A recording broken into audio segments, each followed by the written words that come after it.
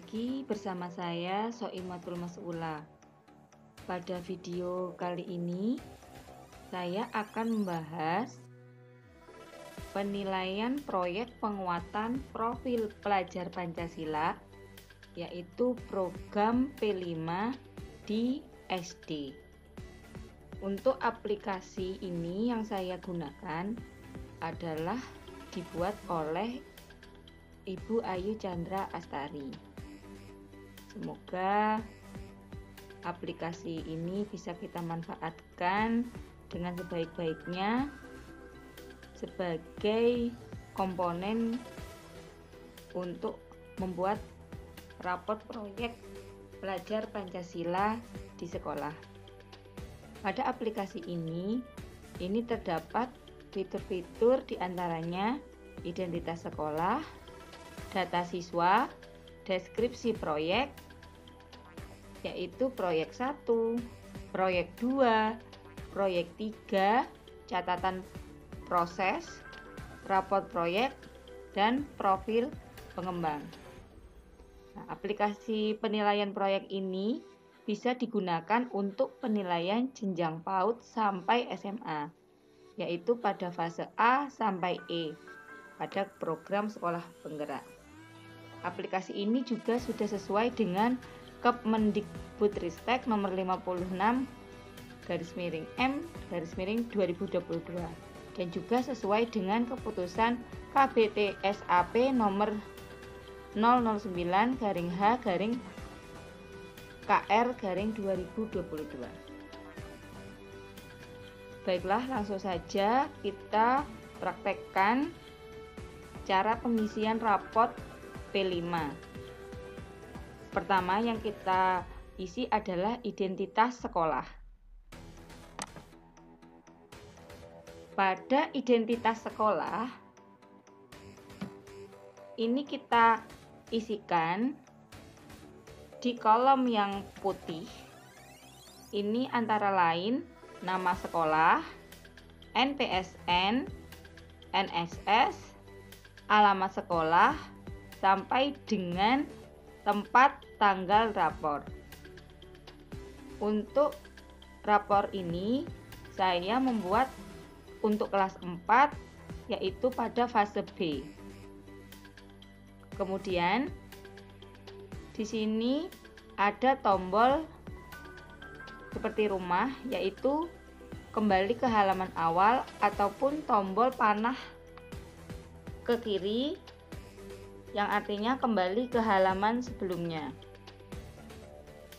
Kemudian pada tabel judul proyek itu kita tuliskan judul proyek yang akan dilakukan di sekolah dalam 1 tahun ajaran. Untuk pengisian NIP untuk nama kepala sekolah ataupun guru kelas yang berstatus ASN itu di awal dengan tanda koma atas atau petik atas. Kemudian kita mengisi kolom yang berwarna putih saja. Ketika akan membuat proyek, kita membuat dengan memilih tema-tema yang sudah ditetapkan untuk proyek penguatan profil pelajar Pancasila. Di antaranya kalau untuk jenjang SD yaitu gaya hidup berkelanjutan, kearifan lokal, Bhinneka Tunggal Ika, bangunlah jiwa dan raganya, berrekayasa dan berteknologi untuk membangun NKRI, dan juga kewirausahaan.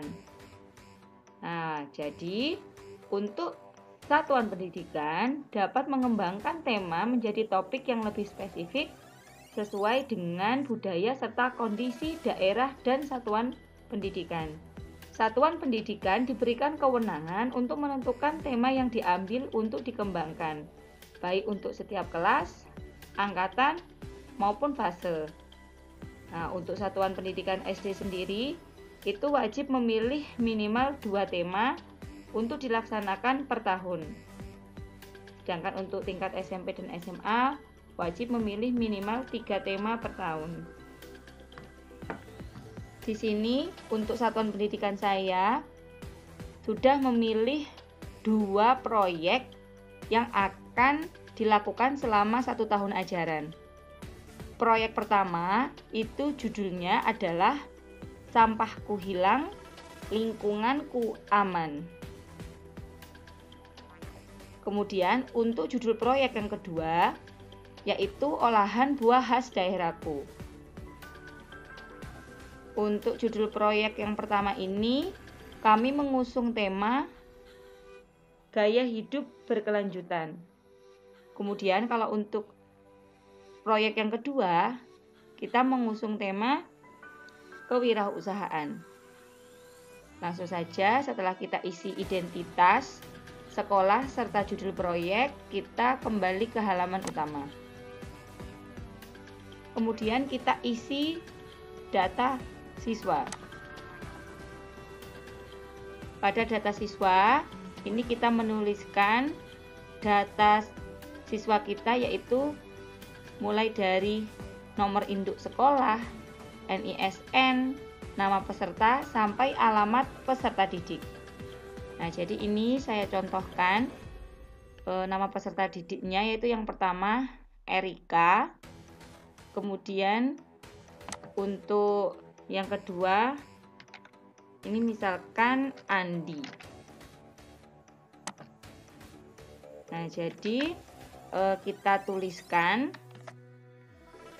nama peserta didik kita, data siswa kita. Misalkan kita sudah memiliki filenya, tinggal kita copy dan kita masukkan di data siswa ini.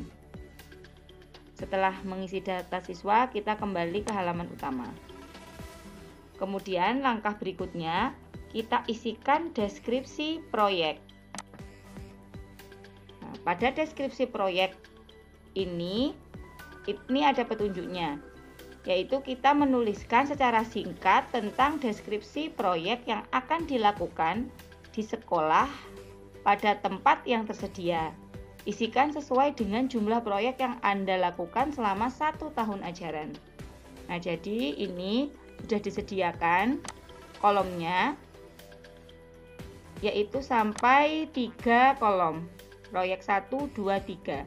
Karena saya hanya membuat 2 proyek, jadi nanti yang terisi hanya 2 kolom ini, yaitu judul proyek 1 dan judul proyek 2. Nah, kemudian tadi ini sudah ada, yaitu saya membuat raport ini untuk fase B, yaitu di kelas 4. Untuk mengisi deskripsi proyek, di sini sudah ada contoh deskripsinya. Deskripsi 1 dan deskripsi 2. Kalau kita lihat, nah ini contoh deskripsi 1. Proyek ini adalah proyek pertama di kelas 10. Proyek ini diharapkan membangun 2 dimensi profil pelajar Pancasila, yakni berkebinekaan global dan bernalar kritis. Pada proyek ini, siswa belajar untuk membuka diri, mengenal stigma dan stereotip yang ia punya terhadap orang yang baru dikenal, mengeksplorasi pengetahuan dari segi hukum, kebijakan, juga norma sosial, dan mengenal lebih dekat keberagaman agama dan keyakinan di Indonesia, mereduksi prasangka, refleksi diri, dan bersama-sama mewujudkan pelajaran yang mereka dapat. Nah, kemudian ini contoh deskripsi yang kedua. Dalam proyek ini, siswa mengeksplorasi peristiwa sejarah Indonesia sejak Budi Utomo, yaitu tahun 1908 hingga pemilu pertama 1955, dalam bentuk papan permainan board game. Proyek ini diharapkan membangun dimensi bergotong royong, mandiri, dan berkebinekaan global.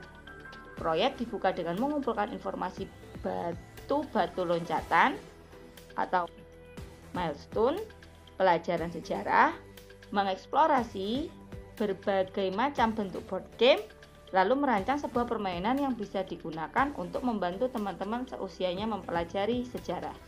Nah, ini adalah contoh deskripsi sebagai bahan referensi kita. Kemudian kita kembali ke proyek kita. Di proyek ini, proyek yang saya lakukan, yaitu yang berjudul Sampahku Hilang, Lingkunganku Aman. Nah, nanti kita bisa menyesuaikan proyek yang sudah kita buat dengan keadaan di satuan pendidikan kita. Untuk deskripsi proyek pertama, yaitu proyek ini adalah proyek pertama di kelas 4. Tema yang dipilih adalah gaya hidup berkelanjutan dengan topik Sampahku Hilang, Lingkunganku Aman. Proyek ini diharapkan membangun 3 dimensi profil pelajar Pancasila, yakni beriman, bertakwa kepada Tuhan Yang Maha Esa, bernalar kritis, dan kreatif. Proyek ini bertujuan untuk membangun kesadaran peserta didik tentang pentingnya menjaga kebersihan, mengelola sampah dengan baik, dan melakukan aksi nyata sebagai solusi terhadap masalah sampah yang ada di lingkungan sekitar agar terhindar dari bencana akibat masalah sampah tersebut. Nah, ini adalah deskripsi dari proyek pertama.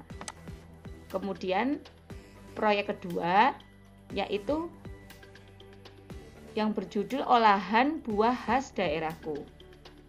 Nah, ini jadi belum saya isi karena ini adalah proyek yang dilakukan pada semester 2. Jadi misalkan kita isi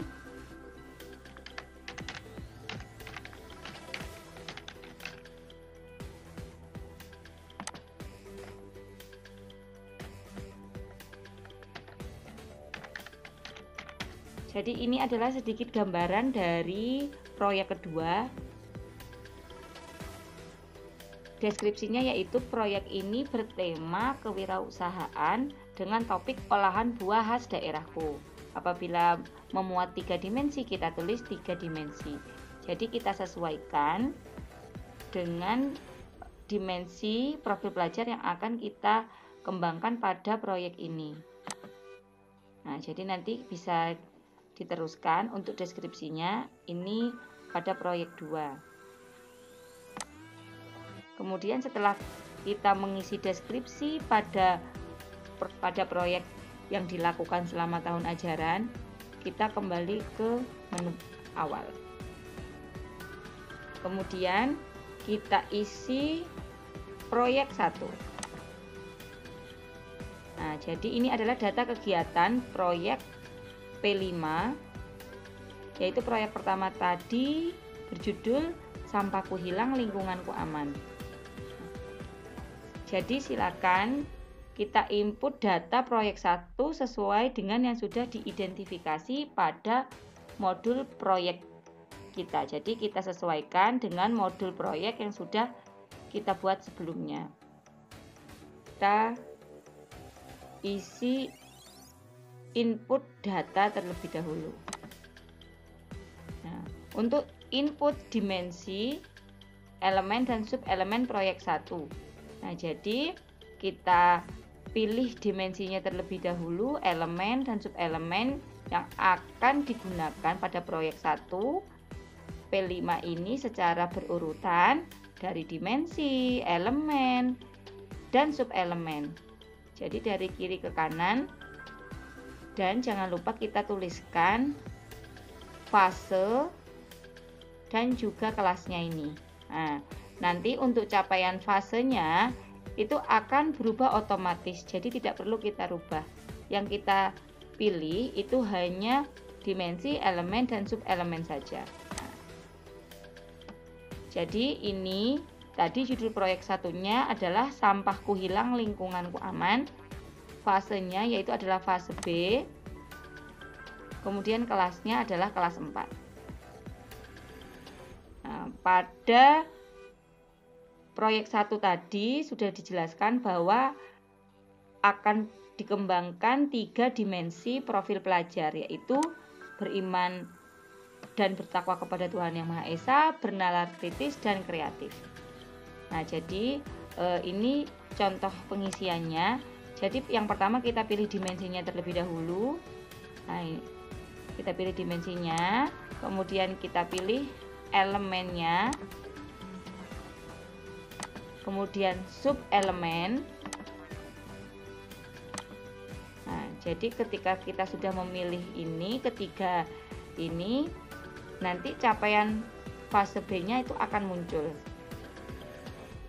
Nah, misalkan pada dimensi 1, beriman bertakwa kepada Tuhan Yang Maha Esa dan berakhlak mulia, itu elemennya akhlak kepada alam.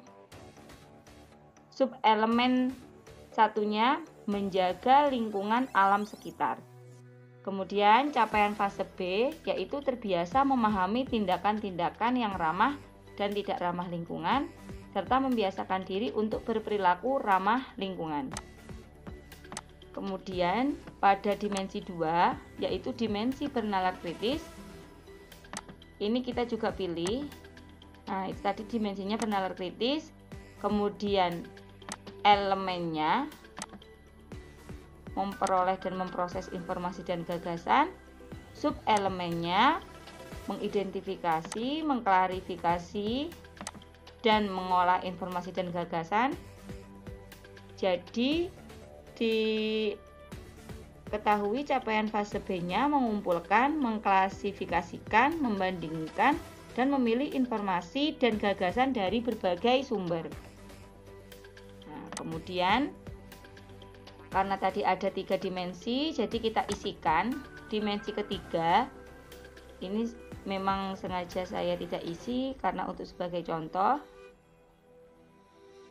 Tadi dimensi ketiga adalah kreatif, jadi kita pilih kreatif. Kemudian elemennya, elemen kreatifnya adalah menghasilkan karya dan tindakan yang orisinil. Kemudian sub-elemennya adalah menghasilkan karya dan tindakan yang orisinil. Jadi capaian fase B-nya mengeksplorasi dan mengekspresikan pikiran dan atau perasaannya sesuai dengan minat dan kesukaannya dalam bentuk karya dan atau tindakan, serta mengapresiasi karya dan tindakan yang dihasilkan. Nah, jadi untuk capaian fase B ini sudah secara otomatis. Kalau kita rubah dimensi elemen dan sub-elemennya, maka capaian fase B-nya juga akan berubah. Misalkan untuk dimensinya, dimensi kreatif, elemennya kita ganti, misalkan yang pertama yaitu menghasilkan gagasan yang orisinil. Kemudian sub-elemennya menghasilkan gagasan yang orisinil. Nah, maka capaiannya fase B-nya akan berubah, yaitu memunculkan gagasan imajinatif baru yang bermakna dari beberapa gagasan yang berbeda sebagai ekspresi pikiran dan atau perasaannya. Nah, jadi ketika kita sudah merubah ini, maka capaian fase B-nya akan berubah juga. Nah, sekarang kita kembalikan seperti awal tadi.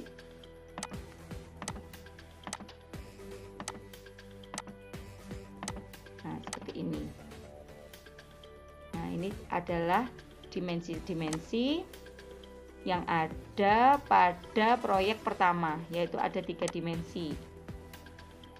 Nah, setelah kita mengisi dimensi elemen dan sub-elemen proyek 1, kita pilih kembali.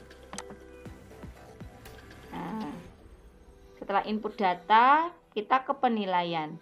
Nah, silakan input penilaian akhir siswa tiap sub-elemen sesuai dengan capaian per fasenya berdasarkan jurnal pendidik, portofolio peserta didik, dan lain-lain. Nah, kita klik penilaian. Jadi ini penilaian pada proyek 1. Judul proyeknya Sampahku Hilang Lingkunganku Aman. Fase B kelas 4 tahun ajaran ini. Nah, jadi di sini ada keterangan pada kolom penilaian ini. Keterangannya, BB ini adalah belum berkembang, MB mulai berkembang, BSH berkembang sesuai harapan, kemudian SB sangat berkembang. Jadi nanti kita klik pada huruf tebal untuk mengetahui rubrik kriteria tiap capaian perkembangan yang diharapkan. Petunjuknya kita beri tanda V pada salah satu kolom yang dicapai peserta didik pada capaian sub-elemen per fase. Sesuaikan dengan rubrik penilaian dengan mempertimbangkan jurnal guru, portofolio siswa, dan lain sebagainya.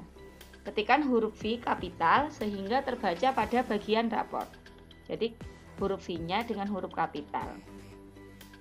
Nah, misalkan ini untuk siswa pertama yaitu Erika. Untuk dimensi yang pertama yaitu beriman bertakwa kepada Tuhan Yang Maha Esa dan berakhlak mulia, itu elemennya terbiasa memahami tindakan-tindakan yang ramah dan tidak ramah lingkungan serta membiasakan diri untuk berperilaku ramah lingkungan. Kemudian ini pada dimensi kedua, dimensi bernalar kritis itu mengumpulkan, mengklasifikasikan, membandingkan dan memilih informasi dan gagasan dari berbagai sumber. Untuk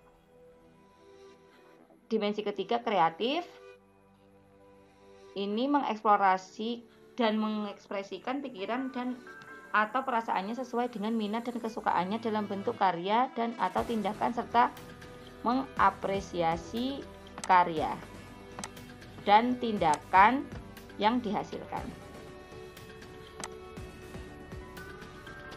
Kemudian kita langsung saja untuk menilai siswa pertama, yaitu misalkan ini kita berikan nilai untuk dimensi yang pertama itu sangat berkembang. Jadi kita ketikkan V di kolom SB. Kemudian untuk bernalar kritisnya dia juga sudah berkembang. Kemudian pada dimensi kreatifnya misalkan ini berkembang sesuai harapan. Nah, seperti ini. Untuk siswa yang kedua ini misalkan untuk yang pertama ini sama, sudah berkembang. Untuk yang kedua ini berkembang sesuai harapan. Dan yang ketiga dimensi kreatif sangat berkembang. Nah, nanti di rapotnya akan muncul nilai seperti ini. Setelah kita isi, kemudian kita klik kembali. Kemudian kita kembali ke halaman awal. Setelah kita isi proyek pertama, nah ini adalah proyek yang kedua. Nah, coba kita lihat caranya sama dengan proyek yang pertama. Judul proyeknya olahan buah khas daerahku. Nah, jadi kita input dimensi elemen dan subelemen proyek 2. Jangan lupa kita tulis fasenya. Yaitu fase B. Kelasnya juga itu kelas 4. Nah, jadi nanti kita tuliskan dimensi profil pelajar apa yang nanti diharapkan pada proyek 2 ini. Nah, jadi karena proyeknya yaitu olahan buah khas daerahku, jadi dimensinya ini dipilih bernalar kritis. Kemudian subelemennya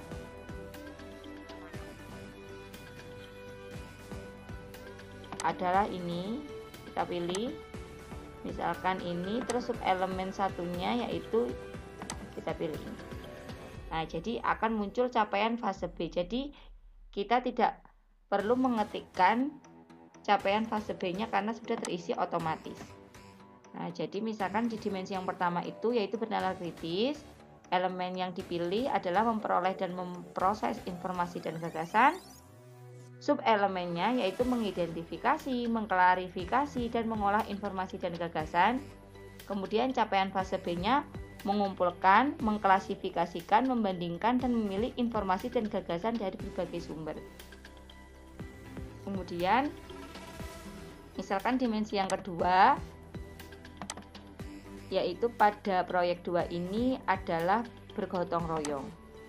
Nah, jadi caranya sama, kita pilih dimensi, kita pilih elemennya, kita pilih sub elemennya. Nah, kemudian capaian fase B-nya juga akan muncul seperti ini. Nah, itu untuk cara mengisi dimensi elemen dan sub elemen. Setelah itu kita kembali, setelah menginput data kita ke penilaian. Karena ini belum dilakukan jadi tidak kita isi, kita langsung saja ke halaman awal. Jadi setelah kita isi proyek 1, 2, kita langsung ke catatan proses. Karena tadi kita 1 tahun itu hanya memilih 2 proyek, jadi proyek 3 tidak kita isi. Kita langsung saja klik catatan proses.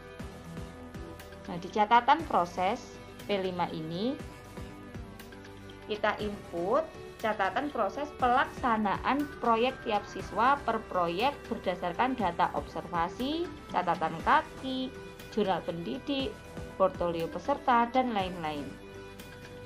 Di sini juga disediakan contoh catatan prosesnya. Nah, ini ada contohnya, akan muncul seperti ini. Contoh catatan proses 1, juga catatan dari proses 2. Nah, jadi ini untuk referensi saja catatan prosesnya. Nah, kemudian untuk proyek 1 ini saya sudah menuliskan untuk siswa pertama, yaitu pada proyek 1 catatan prosesnya, yaitu dalam mengerjakan proyek ini Erika sudah dapat menunjukkan contoh tindakan-tindakan yang ramah dan tidak ramah lingkungan. Dengan pembiasaan yang sudah pernah dilakukan, membuat Erika dapat mengusulkan gagasan akan pentingnya menjaga kebersihan lingkungan sekitar dari sampah. Ia aktif dalam kegiatan merancang pembuatan poster dan saat melakukan pameran. Nah, ini adalah contoh dari catatan proses yang sudah saya buat untuk siswa pertama, dan nanti ini di kolom catatan proses proyek 2 nanti kita juga bisa mengisikan catatan proses ketika siswa tersebut melaksanakan proyek ini. Untuk pengisiannya itu berdasarkan data yang sudah kita lakukan, yaitu yang berupa observasi, portofolio peserta, ataupun catatan selama proses ataupun proyek tersebut berjalan. Kalau sudah selesai, kita menuliskan catatan proses, kita kembali ke menu awal. Nah, setelah kita sudah mengisi semuanya, mulai dari identitas sekolah, data siswa, deskripsi proyek, proyek 1, 2, catatan proses. Nah, kita ke raport proyek. Nah, di raport proyek P5 ini, nah ini nanti kita bisa lihat yang pertama itu adalah deskripsi dari proyek pertama yang sudah kita tuliskan di deskripsi proyek. Nah, akan muncul di sini. Ini proyek 1, proyek 2, proyek 3 tidak ada ya, karena kami hanya memilih 2 proyek. Kemudian di bawahnya ini adalah penilaian tadi, penilaian yang sudah kita lakukan saat proses proyek. Di kolom abu-abu itu adalah dimensinya, kemudian ini adalah sub elemennya. Nah, ini nilainya sesuai dengan apa yang sudah kita isikan di kolom penilaian proyek tadi. Kemudian ini adalah catatan proses. Nah, catatan proses yang sudah kita tuliskan saat siswa tersebut melaksanakan proses. Kemudian ini proyek kedua. Nah, sampai terakhir ini ada keterangan tingkat pencapaian siswa, yaitu belum berkembang, mulai berkembang, berkembang sesuai harapan, dan sangat berkembang. Kemudian mengetahui orang tua, wali kelas 4, dan kepala sekolah. Nah, ini adalah rapot untuk siswa dengan nomor absen pertama. Apabila kita ingin melihat rapot P5 untuk siswa berikutnya, ini ada arah panah. Kalau ke atas ini akan bertambah. Nah, ini adalah siswa kedua, ketiga, keempat, dan seterusnya. Kalau untuk panah ke bawah, ini akan semakin ke bawah untuk nomornya, nomor pesertanya. Nah, seperti itu.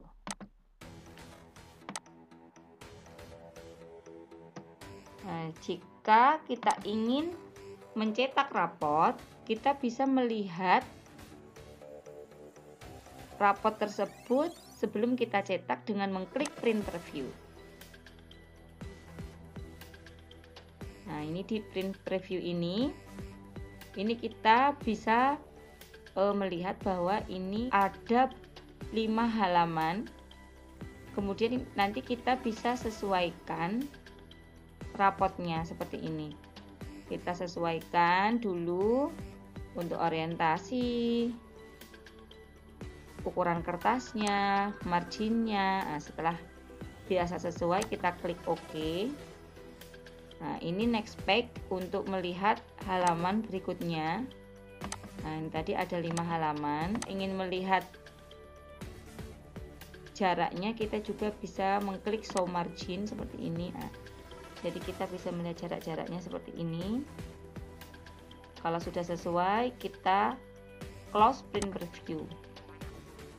Nah, setelah itu, kalau kita ingin ngeprint langsung, kita klik print out. Nah, jadi kita sesuaikan di sini. Setelah itu kita klik OK. Kemudian kita kembali ke menu utama. Itu tadi cara mengisi penilaian proyek penguatan profil pelajar Pancasila. Semoga video ini bermanfaat. Jangan lupa like dan subscribe agar tidak ketinggalan video terbaru dari saya. Terima kasih. Assalamualaikum warahmatullahi wabarakatuh.